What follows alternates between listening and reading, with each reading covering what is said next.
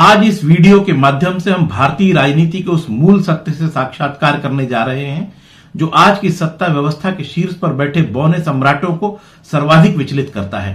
आज हम उस परंपरा का स्मरण कर रहे हैं जब सार्वजनिक जीवन नफरत की फैक्ट्री नहीं बना था, जब प्रतिद्वंदी का संहार राजनीतिक उपलब्धि नहीं माना जाता था और जब विराट कद के नेतृत्व के समक्ष क्षुद्र मनोवृत्ति का प्रदर्शन किसी राजनीतिक संस्कृति का सूचक नहीं था।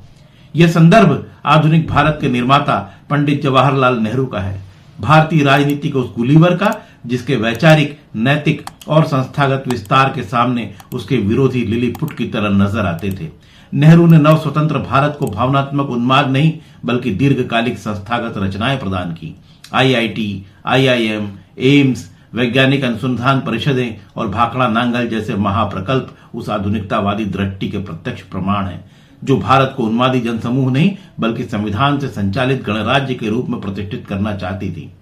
नेहरू की नीतियों पर वैचारिक असहमति संभव थी, किंतु उनके उद्देश्य बौद्धिक ईमानदारी और लोकतांत्रिक निष्ठा पर प्रश्न चिन्ह लगाने का नैतिक साहस उस युग में किसी में नहीं था। यही तथ्य अटल बिहारी वाजपेयी के आचरण में सर्वाधिक स्पष्ट रूप से परिलक्षित होता है। उन्होंने नेहरू का विरोध किया किंतु उनके कद को स्वीकार करने में कभी संकोच नहीं किया, क्योंकि वे जानते थे कि लोकतंत्र में असहमति अपमान का अवैध विकल्प नहीं होती। 1964 में संसद में अटल बिहारी वाजपेयी द्वारा प्रदर्शित गरिमा इसी सत्य को रेखांकित करती है कि गुलीवर को बांधने का प्रयास लिलीपुट करते हैं पर इतिहास उन्हें मुक्त कर देता है। आज की सत्ता भी उस लिलीपुटीय मानसिकता का प्रतिनिधित्व करती है जो अपने बौनेपन को छिपाने के लिए इस महान राष्ट्र के समृद्ध इतिहास और विराट व्यक्तित्व को रस्सियों से बांधने का निंदनीय प्रयास कर रही है। मोदी ब्रांड राजनीति संस्थाओं के निर्माण से नहीं बल्कि ऐतिहासिक अवमूल्यन और प्रतीकात्मक अपमान के माध्यम से अपनी वैधता गढ़ना चाह रही है। परिणाम स्वरूप नेहरू निंदा एक संगठित राजनीतिक शस्त्र में परिवर्तित हो चुकी है, किंतु इतिहास का नियम अटल है। जो नेतृत्व अपने से बड़े कद को स्वीकार नहीं कर पाता वह अंततः अपने ही बौनेपन का सार्वजनिक प्रदर्शन करता है। अटल बिहारी वाजपेयी ने नेहरू का सम्मान इसलिए किया क्योंकि वे यह समझते थे कि महानता को स्वीकार करना दुर्बलता नहीं बल्कि राजनीतिक प्रौढ़ता का अनिवार्य लक्षण होता है। और आज जब यह प्रौढ़ता सत्ता व्यवहार से लुप्त हो चुकी है तब राजनीति शुचिता के पथ से विचलित होकर घृणा और अपमान की भाषा में अवनत हो गई है। इसलिए आज के लिलीपुटों के लिए यही संदेश है, इतिहास के गुलीवर को बांधने की चेष्टा छोड़िए, क्योंकि समय की अदालत में रस्सियां नहीं कद और कर्म निर्णायक होते हैं। इसी संदर्भ में अब उस ऐतिहासिक क्षण को स्मरण करना आवश्यक है जब एक विपक्षी नेता ने देश के सबसे विराट नेतृत्व को गरिमा के साथ अंतिम प्रणाम किया। ध्यान से सुनिएगा कि 27 मई 1964 को नेहरू जी के निधन के बाद 29 मई को संसद में दी गई अपनी ऐतिहासिक श्रद्धांजलि में अटल बिहारी वाजपेयी ने ऐसा क्या कहा जो कालजयी बन गया।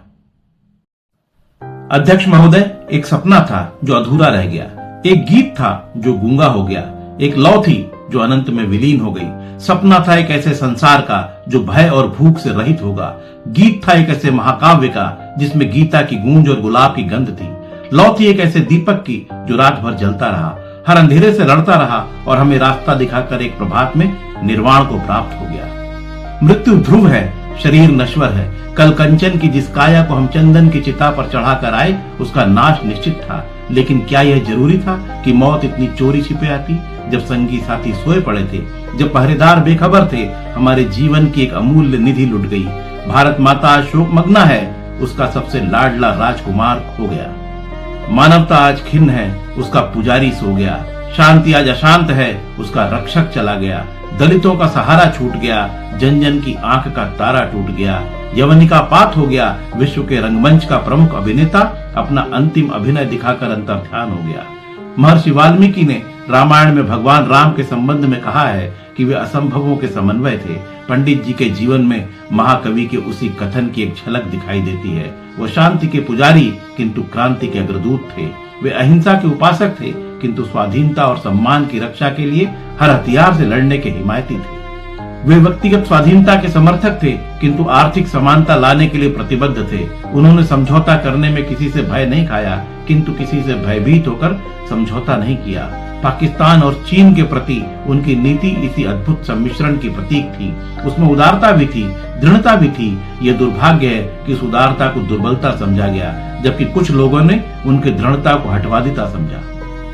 मुझे याद है चीनी आक्रमण के दिनों में जब हमारे पश्चिमी मित्र इस बात का प्रयत्न कर रहे थे कि हम कश्मीर के प्रश्न पर पाकिस्तान से कोई समझौता कर लें, तब एक दिन मैंने उन्हें बड़ा क्रुद्ध पाया जब उनसे कहा गया कि कश्मीर के प्रश्न पर समझौता नहीं होगा तो हमें 2 मोर्चों पर लड़ना पड़ेगा।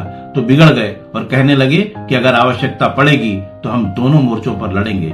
किसी दबाव में आकर वे बातचीत करने के खिलाफ थे। महोदय, जिस स्वतंत्रता के वे सेनानी और संरक्षक थे, आज वह स्वतंत्रता संकटापन्न है। संपूर्ण शक्ति के साथ हमें उसकी रक्षा करनी होगी।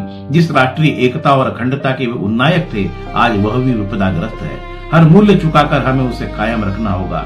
जिस भारतीय लोकतंत्र की उन्होंने स्थापना की, उसे सफल बनाया, आज उसके भविष्य के प्रति भी आशंकाएं प्रकट की जा रही हैं। हमें अपनी एकता से, अनुशासन से, आत्मविश्वास से इस लोकतंत्र को सफल करके दिखाना है। नेता चला गया, अनुयायी रह गए, सूर्य अस्त हो गया, तारों की छाया में हमें अपना मार्ग ढूंढना है। यह एक महान परीक्षा का काल है।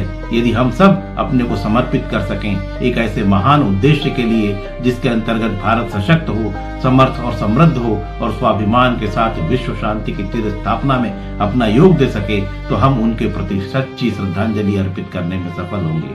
संसद में उनका अभाव कभी नहीं भरेगा। शायद 3 मूर्ति को उन जैसा व्यक्ति कभी भी अपने अस्तित्व से सार्थक नहीं करेगा। वह व्यक्तित्व, वह जिंदा दिली, विरोधी को भी साथ लेकर चलने की वह भावना, वह सज्जनता, वह महानता शायद निकट भविष्य में देखने को नहीं मिलेगी। मतभेद होते हुए भी उनके महान आदर्शों के प्रति, उनकी प्रामाणिकता के प्रति, उनकी देशभक्ति के प्रति और उनके अटूट साहस के प्रति हमारे हृदय में आदर के अतिरिक्त और कुछ नहीं है। इन्हीं शब्दों के साथ मैं उस महान आत्मा के प्रति अपनी विनम्र श्रद्धांजलि अर्पित करता हूँ।